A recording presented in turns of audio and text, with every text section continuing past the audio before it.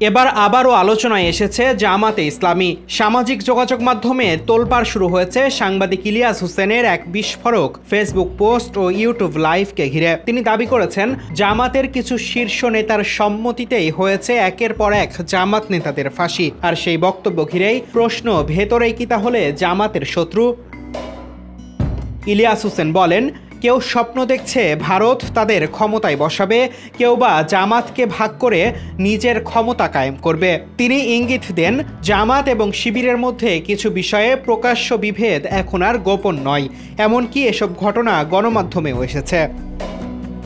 তবে বিস্ফোরক মন্তব্য এসেছে আওয়ামী লীগকে মাফ করে দেওয়া নিয়ে। ইলিয়াস সরাসরি আঙুল তুলেছেন জামাতের আমিরের দিকে। প্রশ্ন তুলেছেন, চাচা সমস্যা কি?